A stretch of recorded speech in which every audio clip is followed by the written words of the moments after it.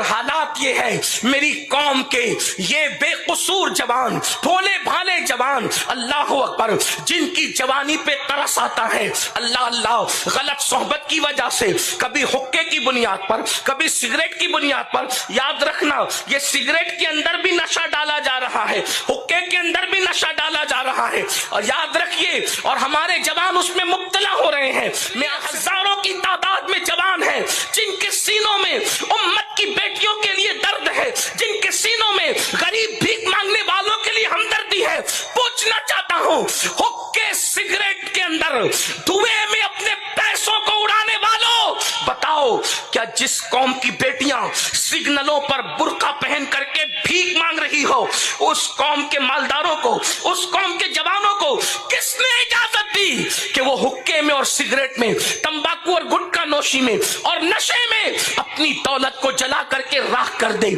आपसे मैं पूछना चाहता हूं, क्या मैदान महशर में इस बारे में नहीं पूछा जाएगा?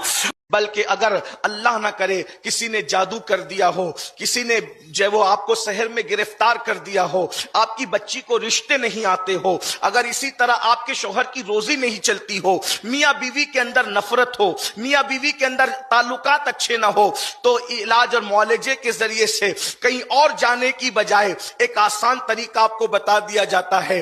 अपनी हाजतों को अपने अल्लाह की बारगाह में पेश करने की कोशिश करें। यह इस्लाम ही है जो इंसान का ताल्लुक बराहे रास्त अल्लाह से जोड़ता है। हमारे यहाँ अल्लाह रब्बुल इज्जत से मुनाजात करना बहुत आसान है, अल्लाह रब्बुल इज्जत को पुकारना बहुत आसान है। हमारे यहाँ ये चीज नहीं है कि फुला को साथ लेकर के जाओगे तो ही खुदा की बारगाह में खड़े हो सकते हो, और फुला के जरिए से जाओगे तो ही अल्लाह की बारगाह में खड़े हो सकते हो। नहीं नहीं, हम तो अल्लाह रब्बुल इज्जत से हम कलाम इस शहादत के साथ हो सकते हैं कि इधर हाथ उठाया, मुनाजात शुरू कर दी, और बंदा अल्लाह से गोया के महवे गुफ्तगू हो गया, महवे हम कलाम हो गया। वो किस तरीके से फरमाया गया, अच्छी तरीके से वुजू करो, और उसके बाद जब सब लोग रात को सो जाएं, कायनात में सन्नाटा छा जाए, उस वक्त तो 2 रकअत नफिल नमाज इस शान से पढ़ो कि गोया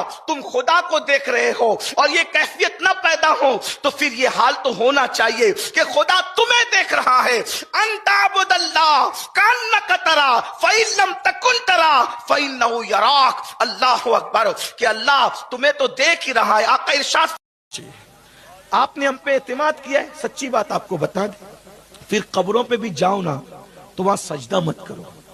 कब्रों पे सजदा करना हराम है। अगर सजदा ताजीमी कर रहे हो तो हराम है, और सजदा इबादत कर रहे हो तो शिर्क है।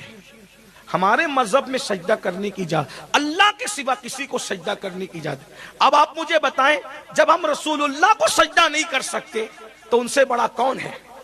बताओ, जब नबी को सजदा करने की इजाजत नहीं है तो अब कौन बचा है? हम नबी को सबसे ज्यादा मानते हैं, और पूरी कायनात में सबसे अफजल मानकर भी जब कलमा कर पढ़ते तो क्या कहते हैं? मुहम्मदन अब्दुहु व रसूलु। मोहम्मद अल्लाह के बंदे खास है, वो सब कुछ होकर भी अल्लाह के बंदे हैं। लेकिन मेरे और आपकी तरह बंदे नहीं है, हम अब्द हैं और वो अब्दुहु है। और अब्दु और अब्दुहु का फर्क ये है, अब्दु दीगर, अब्दुहु चीजें दीगर, ई सरापा मुंतजिर उ मुंतजर।